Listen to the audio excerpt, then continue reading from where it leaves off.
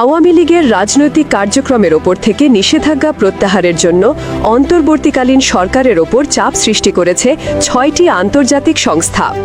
বিশ্বের শীর্ষস্থানীয় এই ৬টি মানবাধিকার সংস্থা প্রধান উপদেষ্টা ডক্টর মোহাম্মদ ইউনূসের কাছে সরাসরি একটি খোলা চিঠি পাঠিয়ে এই দাবি জানিয়েছে, যা দেশ বিদেশের রাজনৈতিক মহলে ব্যাপক চাঞ্চল্য সৃষ্টি করেছে। সংস্থাগুলো দীর্ঘহীন ভাষায় জানিয়েছে, গণতন্ত্র পুনঃপ্রতিষ্ঠার নামে কোনো রাজনৈতিক দলকে নিষিদ্ধ করে রাখা কোনো সমাধান হতে পারে না, বরং এটি নতুন করে কর্তৃত্ববাদের ঝুঁকি তৈরি করবে এবং গণতান্ত্রিক উত্তরণের পথকে বাধাগ্রস্ত করবে। গত বছরের ৫ই আগস্ট এক ঐতিহাসিক গণ অভ্যুত্থানের মুখে ১৬ বছরের শাসনের অবসান ঘটিয়ে ক্ষমতা ছাড়তে বাধ্য হয় শেখ হাসিনার নেতৃত্বাধীন আওয়ামী লীগ সরকার। এরপর ছাত্র জনতার দাবির মুখে অন্তর্বর্তীকালীন সরকার আওয়ামী লীগের রাজনৈতিক কার্যক্রম স্থগিত ঘোষণা করে। দেশজুড়ে আওয়ামী লীগের শাসন আমলের শেষ দিকে ব্যাপক মানবাধিকার লঙ্ঘন, বিচার বহির্ভূত ঘটনা এবং ভিন্নমত দমনের অভিযোগের কারণে দলটির বিরুদ্ধে একটি শক্তিশালী জনমত তৈরি হয়েছে।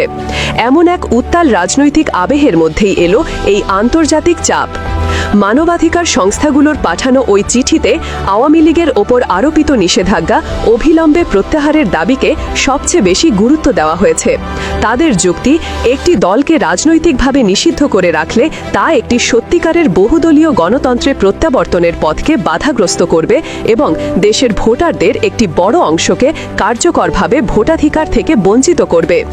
যুক্তরাষ্ট্রভিত্তিক মানবাধিকার সংস্থা হিউম্যান রাইটস ওয়াচ HRW তাদের অফিসিয়াল ওয়েবসাইটে চিঠিটি প্রকাশ করেছে।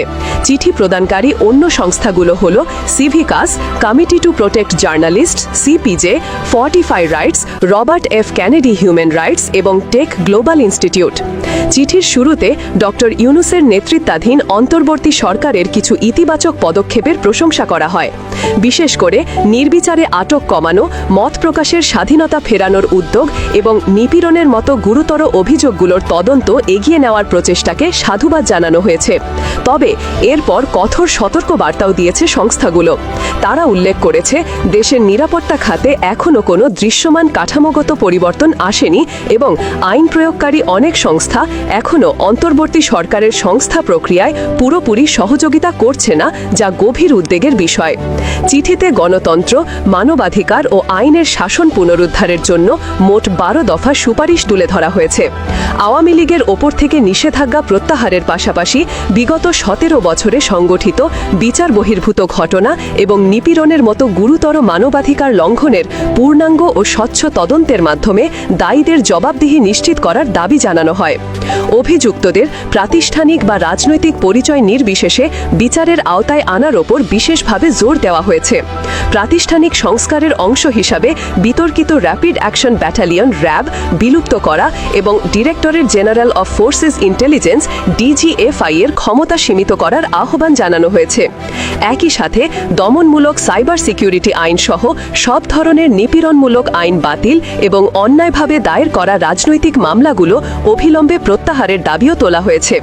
নাগরিক সমাজ এবং NGOগুলোর স্বাধীনভাবে কাজ করার পরিবেশ নিশ্চিত করা এবং আন্তর্জাতিক অপরাধ আদালতের সঙ্গে পূর্ণ সহযোগিতার বিষয়টিও সুপারিশে স্থান পেয়েছে। এই চিঠি ডক্টর ইউনূসের নেতৃত্বাধীন অন্তর্বর্তী সরকারকে এক জটিল পরিস্থিতির মুখোমুখি করেছে।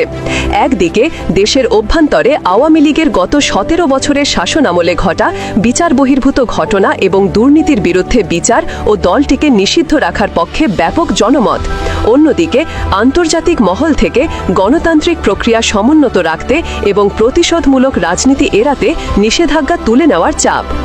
রাজনৈতিক বিশ্লেষকদের মতে এটি অন্তর্বর্তী সরকারের জন্য একটি কঠিন পরীক্ষা।